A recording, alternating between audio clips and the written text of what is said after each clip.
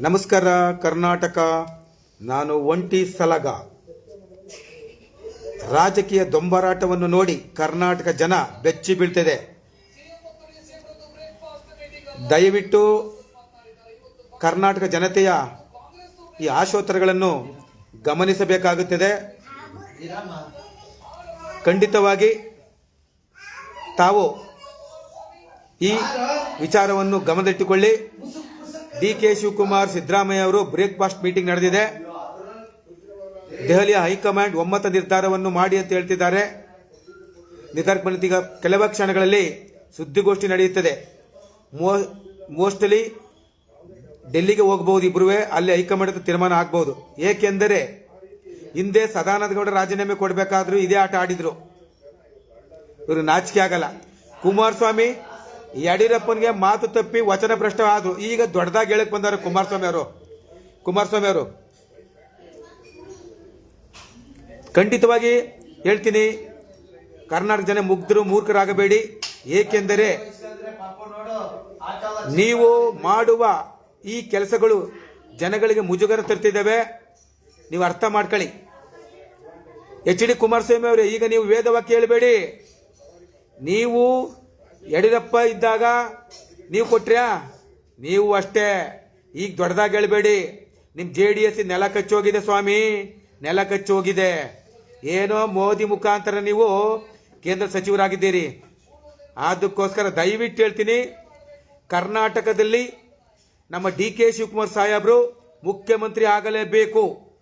ಕುರುಬರಾಗಬಹುದು, ಲಿಂಗಾಯತರಾಗಬಹುದು, ಒಕ್ಕಲಿಗರಾಗಬಹುದು, ದಲಿತರಾಗಬಹುದು, ಎಲ್ಲರೂ ಒಟ್ಟುಗೂಡಿ ಒಂದುಗೂಡಿ ಅವರು ಒಗ್ಗಟ್ಟಿನ ಪ್ರದರ್ಶನ ಮಾಡಿ ಡಿ.ಕೆ.ಗೆ ಮುಖ್ಯಮಂತ್ರಿ ಪದವಿಯನ್ನು ಕೊಡಲೇಬೇಕು. ಸಿದ್ದರಾಮಯ್ಯನವರೇ, ನೀವು ಕುರುಬ ಜನಾಂಗದ ದೊಡ್ಡ ಮಹಾನಾಯಕ. ನೀವು 7 ವರ್ಷ ಮುಖ್ಯಮಂತ್ರಿ ಆಗಿದ್ರಿ, 10 ವರ್ಷ ವಿರೋಧ ಪಕ್ಷ ನಾಯಕ ಆಗಿದ್ರಿ. ಕಾಂಗ್ರೆಸ್ ನಿಮ್ಗೆ ಎಲ್ಲಾ ಸ್ಥಾನಮಾನ ಕೊಟ್ಟಿದೆ.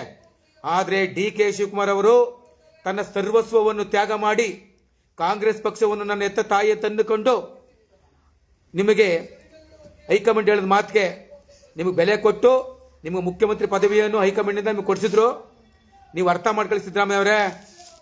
ತಮ್ಮ ತನು ಮನ ಜೈಲ್ಗೆ ಹೋಗಿ ಬಂದ್ರು, ಏನೇನೋ ಕಷ್ಟ ಕೊಟ್ಟರು, ಹಿಂಸೆ ಕೊಟ್ಟರು. ಅವ್ರಿಗೆ ಬೇರೆ ಮನುಷ್ಯ ಆಗಿದೆ, ಸತ್ತೋಗ್ಬೇಕಾಯಿತು. ಆದ್ರೆ ಈ ಬಂಡೆ ಕಾಂಗ್ರೆಸ್ ಪಕ್ಷಕ್ಕೆ ನಿಯತ್ತಿನ ನಾಯಿ ತರ ದುಡ್ದು ಈ ದಿನ ನಿಮ್ಮನ್ನ ಭಿಕ್ಷೆ ಕೇಳು ಸ್ಥಿತಿ ಬಂದಿದೆ. ಅರ್ಥ ಮಾಡ್ಕೊಳ್ಳಿ. ಒಕ್ಕಲಿಗರಾಗ್ಲಿ, ಲಿಂಗಾಯತರಾಗ್ಲಿ, ಈ ದಲಿತ ಸಮುದಾಯದ ಎಲ್ಲ ನಾಯಕರಾಗ್ಲಿ, ಜನಾಂಗವಾಗ್ಲಿ ಸಪೋರ್ಟ್ ಮಾಡಬೇಕು ಡಿ.ಕೆ. ಶಿವಕುಮಾರ್ ಸಾಹೇಬರಿಗೆ. ಕುರುಬ ಜನಾನು ಸಪೋರ್ಟ್ ಮಾಡಬೇಕು.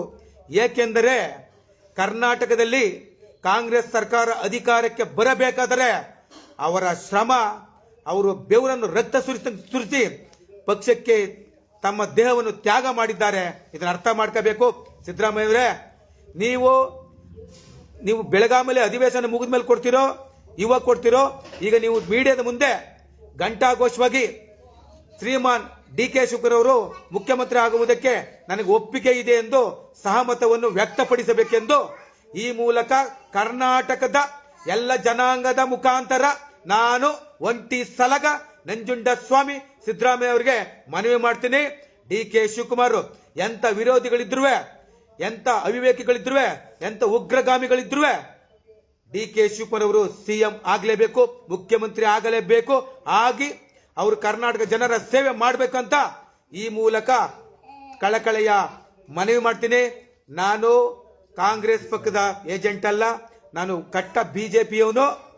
ಆದ್ರೂ ಏಕೆಂದ್ರೆ ಇದು ಕರ್ನಾಟಕ ರಾಜಕೀಯ ಜನದ ಭವಿಷ್ಯದ ಬಗ್ಗೆ ಒಬ್ಬ ಹೊಸ ಮುಖ್ಯಮಂತ್ರಿ ಬರಲಿ, ಯುವಕ ಬರಲಿ, ಯಂಗ್ ಸ್ಟಾರ್ ಬರಲಿ ಅಂತ ಸೋನಿಯಾ ಗಾಂಧಿನೇ ಹೇಳಿದ್ದಾರೆ. ಅರ್ಥ ಮಾಡ್ಕೊಳ್ಳಿ ದಯವಿಟ್ಟು ಸಿದ್ದರಾಮಯ್ಯ ಅವರೇ. ನೀವು ಒಳ್ಳೆ ನಾಯಕರು, ಒಳ್ಳೆ ಅಧಿಕಾರ ಮಾಡಿದಿರಿ, ಒಳ್ಳೆ ಜನಗಳಿಗೆ ರೂಪುರೇಷೆಗಳು, ಒಳ್ಳೆ ಕಾರ್ಯಕ್ರಮಗಳು ಕೊಟ್ಟಿದ್ದೀರಿ.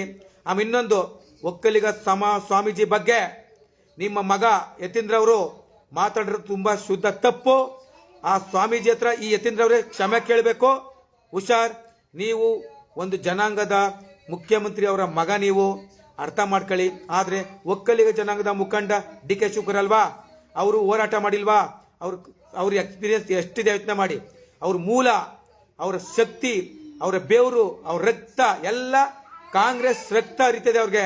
ಡಿ.ಕೆ. ಶಿವಕುಮಾರ್ ಅವರೇ, ಅವರು ಸಿಎಂ ಆಗ್ಲೇಬೇಕು.